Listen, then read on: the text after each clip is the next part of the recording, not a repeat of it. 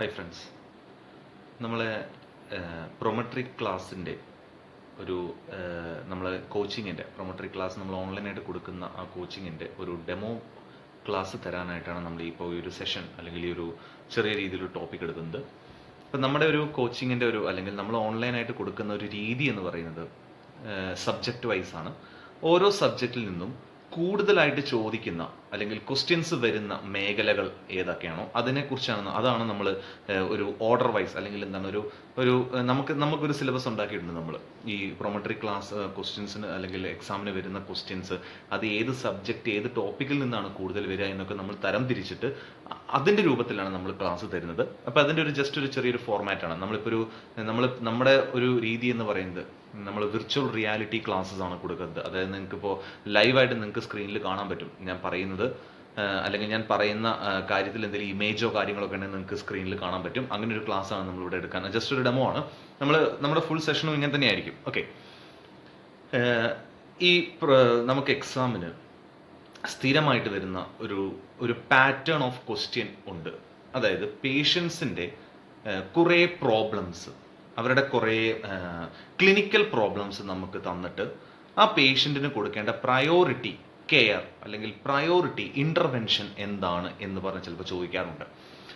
അപ്പോൾ പലപ്പോഴും നമുക്ക് അത് ക്വസ്റ്റ്യൻ വായിക്കുന്ന സമയത്ത് നമുക്കത് ശരിക്കും പിടികിട്ടില്ല ഇവരെന്താ ഉദ്ദേശിച്ചിരിക്കുന്നത്. കാരണം പ്രയോറിറ്റി ഇൻ്റർവെൻഷൻ ആണ് ക്വസ്റ്റ്യൻ, അവർ ഉദ്ദേശിക്കുന്നത് അതാണ്. പക്ഷെ ക്വസ്റ്റ്യൻസ് അവർ തരുന്നത് ഒരു സിനാരിയോ വൈസ് ആണ്, അല്ലെങ്കിൽ ഒരു സാഹചര്യം, ഒരു കഥ രൂപത്തിലൊക്കെയാണ് ക്വസ്റ്റ്യൻ ചോദിക്കുക. അപ്പോൾ നമുക്കത് പെട്ടെന്ന് വായിച്ചു കഴിഞ്ഞാൽ ഇവരെന്താണ് ഉദ്ദേശിച്ചിരിക്കുന്നത്, അല്ലെങ്കിൽ നമ്മൾ ആ പേഷ്യൻറ്റിന് എന്താണ് പ്രയോറിറ്റി ആയിട്ട് കൊടുക്കേണ്ട കെയർ എന്താണ് എന്ന് ചിലപ്പോൾ നമുക്ക് കൺഫ്യൂസ്ഡ് ആയി പോകാം. തന്നിരിക്കുന്ന നാല് ഓപ്ഷൻസും നമുക്ക് ശരിയായിട്ട് തോന്നാം. ഇത് നാലും നമുക്ക് കൊടുക്കാൻ പറ്റുന്നതല്ലേ എന്ന് നമുക്ക് തോന്നാം. പക്ഷെ 4 ഓപ്ഷൻ നമുക്ക് സെലക്ട് ചെയ്യാൻ പറ്റില്ല. നമുക്ക് ഏതെങ്കിലും ഒരു റൈറ്റ് ആൻസർ മാത്രം, ഒറ്റ ഓപ്ഷനാണ് റൈറ്റ് ആൻസർ എന്ന് പറയുന്നത്. അപ്പോൾ ആ റൈറ്റ് ആൻസർ ഏതാണ് എന്ന് കണ്ടുപിടിക്കാനായിട്ട് അല്ലെങ്കിൽ അറിയാനായിട്ട് നമ്മളെ സഹായിക്കുന്ന ഒരു ചെറിയ പോയിന്റ് ഉണ്ട്. ആ പോയിന്റിനെ കുറിച്ചാണ് നമ്മളിവിടെ ഡെമോ ക്ലാസ്സിൽ ഇപ്പോൾ ഇവിടെ പറയാൻ പോകുന്നത്. അതിന് നമുക്ക് മാസ്ലോ ഹയറാർക്കി എന്ന് പറയാം. മാസ്ലോ ഹയറാർക്കി നിങ്ങൾക്ക് ഇപ്പോൾ സ്ക്രീനിൽ കാണാൻ സാധിക്കും, എൻ്റെ ലെഫ്റ്റ് സൈഡിൽ കാണാൻ സാധിക്കും. Maslow hierarchy of human needs എന്ന് പറയും. അതായത് ഒരു മനുഷ്യന് ആവശ്യമായിട്ടുള്ള കാര്യങ്ങൾ എന്തൊക്കെയാണ് അതിനെ ഒരു പ്രയോറിറ്റി വൈസിൽ ഒരു ഹയറാർക്കി താഴെ നിന്ന് മുകളിലേക്ക് എന്നുള്ള രീതിയിൽ ചിട്ടപ്പെടുത്തി വെച്ച ഒരു തിയറിയാണ് ഈ മാസ്ലോ ഹയറാർക്കി എന്ന് പറയുന്നത്. അപ്പോൾ നമുക്കൊരു പേഷ്യൻറ്റിന് പ്രയോറിറ്റി ആയിട്ട് കൊടുക്കേണ്ട കെയർ എന്താണ് എന്നറിയാനായിട്ട് സഹായിക്കുന്ന ഒരു ബേസിക് തിയറിയാണ് ഈ മാസ്ലോ ഹയറാർക്കി. നിങ്ങൾക്ക് സ്ക്രീനിൽ കാണാൻ സാധിക്കും. 5 ലെവൽ ഓഫ് നീഡ്സ് ആണ് നമുക്ക് എല്ലാവർക്കും ഉള്ളത്. There are 5 levels of needs. ഏറ്റവും ബേസിക് നീഡ് നോക്കാം. ഓക്കെ, ഏറ്റവും ബേസിക് നീഡ്, ഏറ്റവും താഴെ കിടക്കുന്ന നീഡ് നോക്കാം. അതിന് നമുക്ക് ഫിസിയോളജിക്കൽ നീഡ്സ് എന്ന് പറയാം.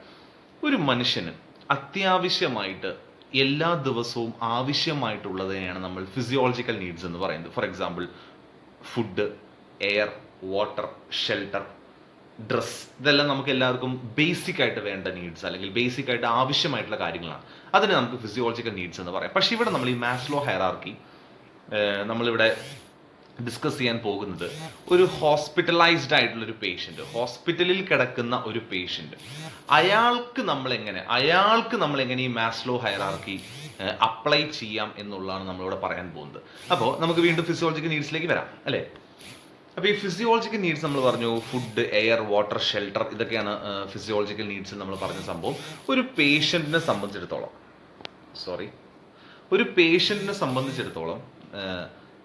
അവരുടെ ഒരു ബേസിക് നീഡ് അല്ലെങ്കിൽ അവരുടെ ഏറ്റവും ബേസിക് ആയിട്ടുള്ള നീഡ് എന്ന് പറയുന്നത് 3 കാര്യങ്ങളാണ്. സിമ്പിളായിട്ട് ഓർത്താൽ മതി. 3 കാര്യങ്ങളാണ് നമ്മളൊരു പേഷ്യന്റിന്റെ പ്രയോറിറ്റി നീഡായിട്ട് നമ്മൾ കൺസിഡർ ചെയ്യേണ്ടത്. അതിനെ നമുക്ക് ABC എന്ന് പറയാം. ABC നമ്മളെല്ലാം കേട്ടിട്ടുള്ളതിനാണ്. Airway, breathing, circulation.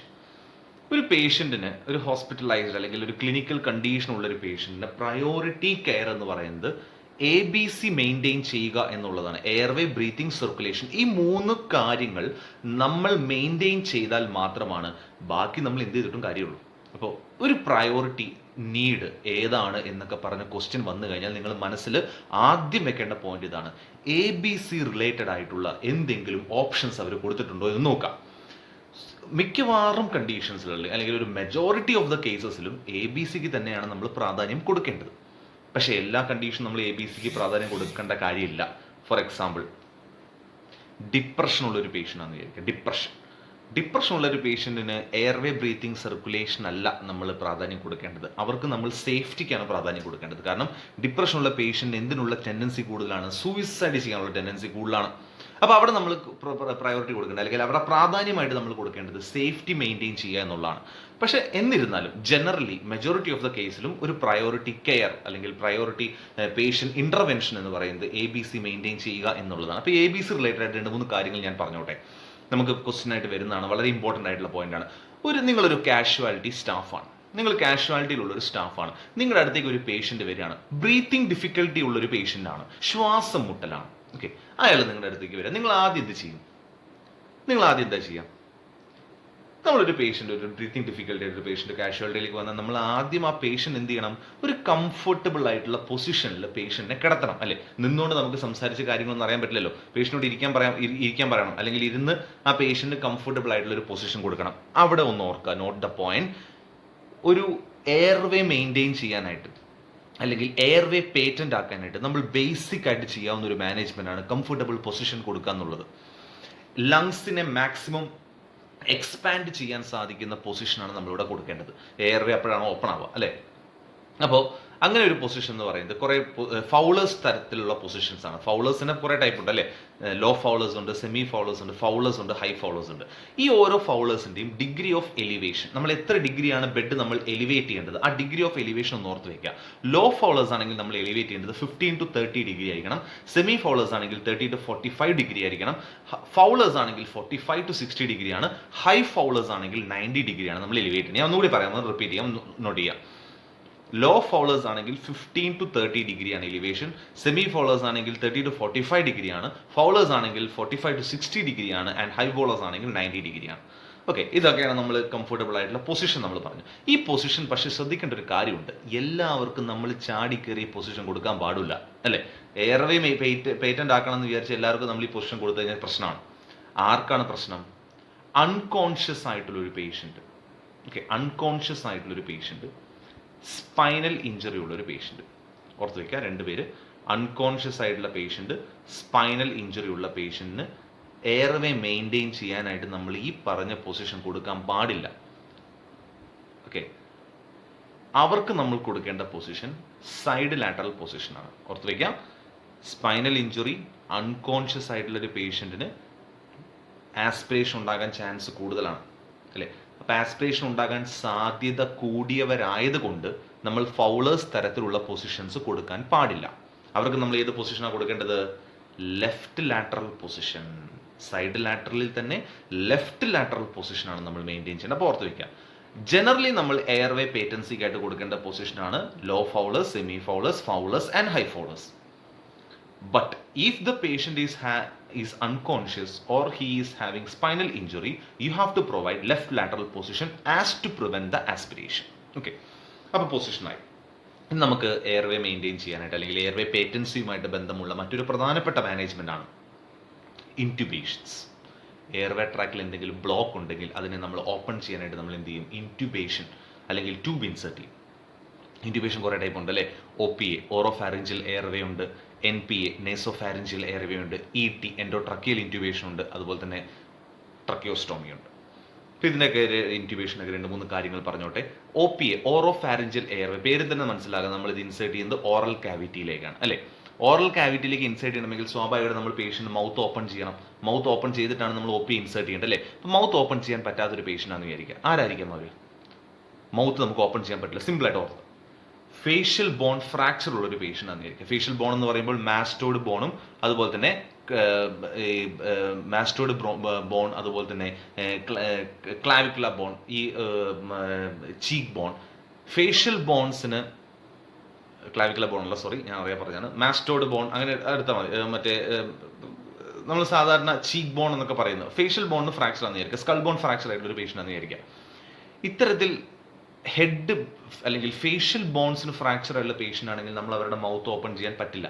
അത്തരത്തിലുള്ള പേഷ്യൻ്റ് നമ്മൾ എന്ത് ചെയ്യാൻ പറ്റില്ല? OPA ഇൻസേർട്ട് ചെയ്യാൻ പറ്റില്ല. അപ്പോൾ ശ്രദ്ധിക്കേണ്ട ഒരു കാര്യം, ഓറോഫാരിഞ്ചിയൽ എയർവേ എന്ന് പറയുന്ന ഇൻറ്റ്യൂബേഷൻ കോൺട്രാ ഇൻഡിക്കേറ്റ് ചെയ്യപ്പെട്ട പേഷ്യൻ എന്ന് പറയുന്നത് ഫേഷ്യൽ ബോൺ ഫ്രാക്ചർ ഉള്ള പേഷ്യൻ്റ് ആണ്.